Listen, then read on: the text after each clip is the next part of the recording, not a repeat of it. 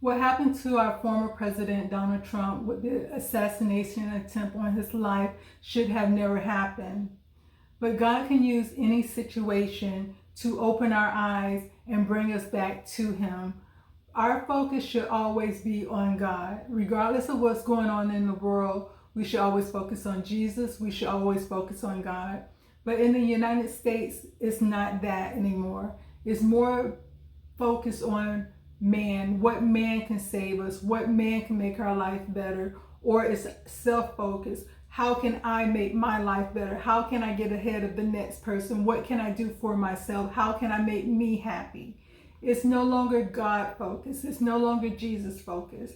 When you look at this situation and the lessons that we can learn from this is with when it comes to each man, when it comes to President Joe Biden, and when it comes to President or former President Donald Trump, both men have negative connotation when it comes to them saying, one, that they believe in God. Both men that confesses to be Christian and to believe in God, but the way they act, the way they carry themselves is very divisive, not only to the kingdom of God, but to the United States of America. When it comes to Joe Biden, what he brought out with his campaign, what he brought out with him being the 4 years he been in the seat of being president, he brought out confusion. Men don't know what a man is anymore. A woman don't know what a woman is anymore. He has people thinking that if you're born or have feelings that you are the opposite sex, that you can legitimately change that. If you are a Christian, that goes against everything that God says. So you're either not a Christian or you're lying on God or you're doing both. Because you cannot change your DNA, you cannot change your gender, you cannot switch from being a male to a female or from a female to a male. And him allowing people to preach this to kids, him allowing kids to get medication that's going to change them or damage them for the rest of their lives. He's allowing kids and parents and telling parents you're not a good parent if you don't follow along with the confusion, because that's all it is confusion of your child. You're a bad parent. Instead of saying, no, we're not going to push this on kids. We're going to allow them to grow up knowing the difference between a male and a female. Whatever you're born DNA wise, that is what you are. And you cannot change that. You can dress like a woman if you're a man. You can dress like a man if you're a woman. But the bottom line is you cannot change your gender. That is what he should have been pushing. That is what he should have been talking about. But then also the other thing with him, he allowed for grown men, boys, to be able to go into the bathroom, to be able to go into changing room, to be able to go into spaces where it's predominantly women or designed for women, making women feel uncomfortable, but disregarding how they feel. So he is a president of confusion. And then if you think about it, him bringing confusion, if you look at how he's acting, he's confused mentally. A lot of people are saying that he has dementia, but he brought, because in the Bible it says you reap what you sow. So I'm not technically saying this is why this is happening to him. What I'm saying is, if you look at him as an individual, if you look at him as a person, he's standing on the podium, he looked very confused. He's calling people by different names. And that's the same thing he pushing on kids, confusion. That's the same thing he brought into this open up into this world, confusion. He have grown men thinking that it's okay to be a map, to be attracted to minors. And he's not saying, or no one in his political party is saying, no, that's wrong, you shouldn't feel that way. It's a crime to think that way. It's a crime to act on that. So he brought along confusion, but now he's a very confused man. For US President Joe Biden, the list is already long, and he just won't stop adding to it. So much so that he has called himself the gaffe machine. And I want to thank all of you here for including bipartisan elected officials like Representative Governor, Senator Braun, Senator Booker, Representative Jackie. Are you here? Where's Jackie? I didn't think she was going to be here to help make this a reality. Biden was referring to Congresswoman Jackie Walorski, who died in a car accident 2 months ago. Everyone makes mistakes, but some say this was a pretty big mistake to make. There's another recent incident related to President Biden that could play into a caricature that Republicans have long been painting of him. A video of Joe Biden is being widely shared online. In the video, he appeared to get lost after his address while leaving the stage at an event. After his speech, as he turned to leave the podium, he stood still, seemingly confused and completely lost. All this while there was a thunderous applause after his speech. He was also seen muttering some words. The implementation of Title IX more than 50 years ago helped level the playing field for female athletes.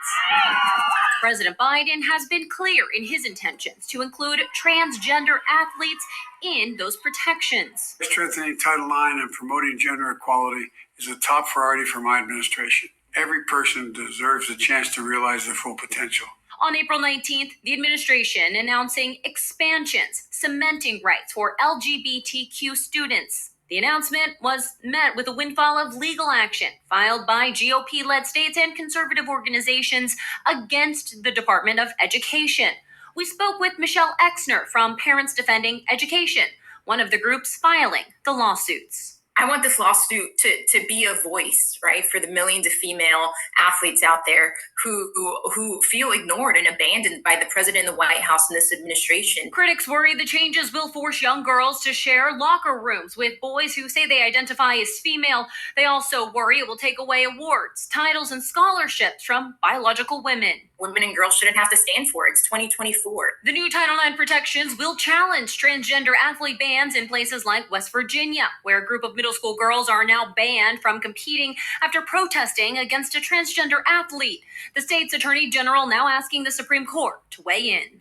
A spokesperson for the Department of Education told us they don't comment on pending litigation, but added the department crafted the final Title IX regulations following a rigorous process to give complete effect to the Title IX statutory guarantee that no person experiences sex discrimination in federally funded education. A YouGov poll from earlier this year found 59% of Americans do not support allowing transgender athletes to compete on teams that match their gender identity rather than their gender at birth.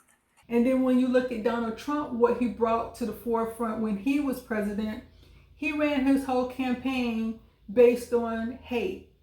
You know, saying I can stand in the middle of Times Square, I think he said Times Square, and fire a gun and shoot someone and nothing would happen. A lot of people came out of the woodwork that represented him were people, and I'm not saying all the Republicans that liked him or the mega people were this type of person or these type of people, but he brought a lot of negativity when it comes to hate. He brought a lot of people that hated black people, and they felt it was okay because he was the president that they acted on that hate, that they demonstrated that hate, that they spoke out against black people, that they questioned them when they're, oh, why are you here? What are you doing? Feeling like it's okay to invade someone else's space and privacy because they look suspicious or they felt they didn't have a right to be in that space. So he brought negativity and hate. So now you see what happened to him with the attempt on his life. That is how black people have always felt in America, like their lives was always on the line. They didn't know if they hopped in their car, if the police pulled them over, would they make it home? They didn't know if they go out into public jogging, would they make it home from that jog? Their lives was always in the balance of, will I survive this day to make it to the next day? He now know how that feels in America, where you're supposed to be free to move around the way you want to. My people are so smart. And you know what else they say about my people? The polls. They say, I have the most loyal people. Did you ever see that? Where I could stand in the middle of Fifth Avenue and shoot somebody and I wouldn't lose any voters, okay? It's like incredible. In this moment, when the U.S. is facing crises on multiple fronts, President Trump continues to use language at times that arouses controversy and highlights the nation's racial divides. Michelle Cinder reports. We begin our campaign. Racist tweets, derogatory terms, and a president digging in on culture wars. On Sunday, President Trump retweeted a video of supporters at a retirement community in Florida. One man can be heard chanting the white supremacist slogan, "White Power." White power! Hours later, the president deleted the tweet, but the damage was already done. A campaign spokesperson said the president, quote, did not hear the one statement on that video. I can name Kung Flu. I can name. Critics warn the use of the term Kung Flu twice in as many weeks provokes xenophobia against Asian Americans, who are already experiencing an uptick in racist attacks against them. And in the wake of national protests on racism and police violence, he has retweeted incidents of violence carried out by African Americans against white Americans. The president has also championed monuments of Confederate generals and advocated for prosecuting the protesters who try to remove them. Long-term jail sentences for these vandals and these hoodlums and these anarchists and agitators. Eddie Glaude Jr. is the African American Studies Department Chair at Princeton University. What's so offensive about that for people who maybe don't get it? When we read a particular person, a specific human being, as a thug, we're saying that something inheres in that person that is aligned with criminality. And so their bodies have to be policed and contained and constrained. At the end of the day, what we're seeing here is a kind of white nationalist politics making its way into the mainstream in an unadulterated way. Soaking racial divides is not new for President Trump. Going back to his entry into politics, says Michael Gerson. He served as chief speechwriter for President George W. Bush. Some people think it's more authentic to have the president speak on impulse.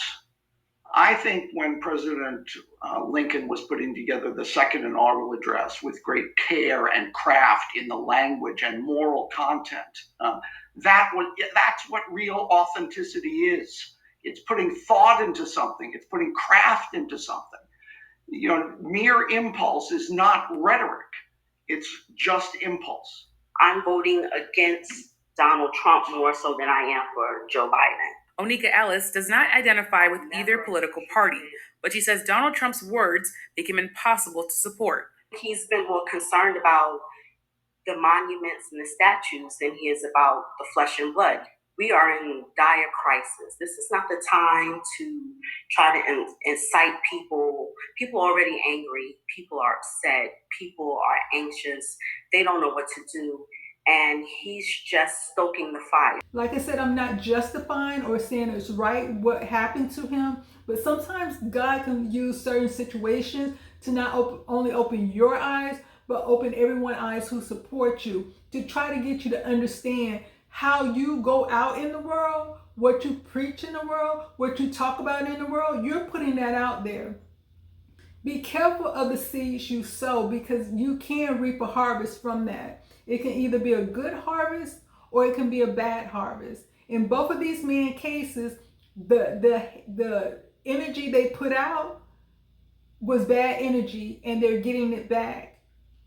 And so anybody who's sitting up there applauding what happened to Donald Trump, be careful about that energy you're putting out there.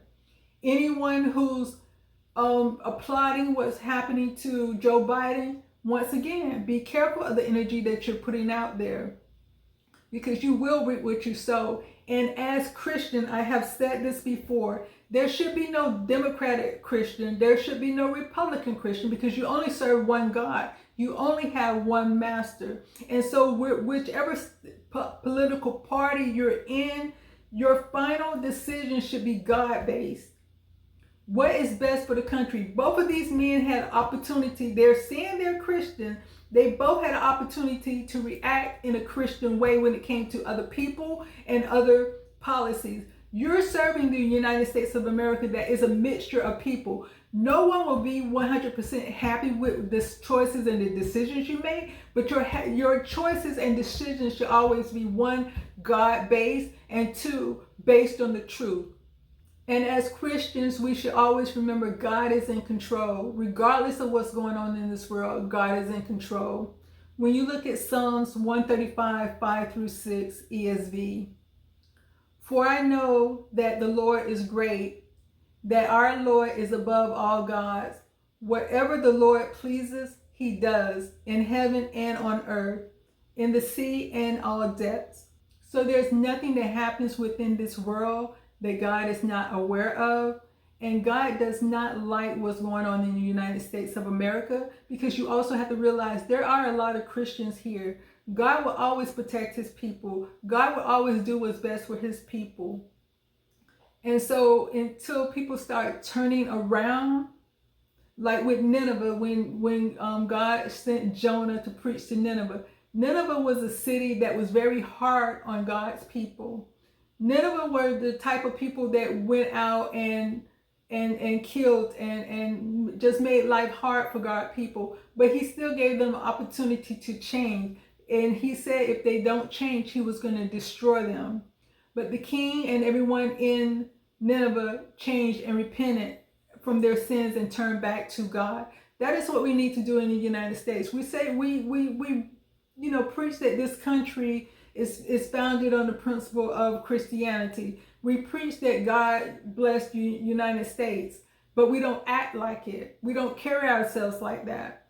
And that is what we need to do. Turn back to God and stop all this back and forth. Whatever president is in the position of running this country should be a president that's trying their hardest to unite this country and not divide it. And when you look at Psalms 188, 8 through 9 ESV, and this is about putting man ahead of God, saying if this man is sitting in the chair, this man will save us. If this man is sitting in the chair, this man will make our lives better, when that should be the what we're looking to God for, not man, but God. So Psalms 188, 8 through 9 ESV. It is better to take refuge in the Lord than to trust in man. It is better to take refuge in the Lord than to trust in princes. Jeremiah 17, 5 ESV. Thus says the Lord, cursed is the man who trusts in man and make flesh his strength, whose heart turns away from the Lord. Once again, we need to stop depending on man to save us when that's the job of God. If we're a Christian, Jesus is who we should look to. God is who we should look to, and we shouldn't look towards man. If you are a Christian, regardless of what sector you're working in, your Christianity should outweigh your position. Your Christianity should outweigh your title. Because if you're truly putting God first, there shouldn't be any hard decision. There only should be God decisions.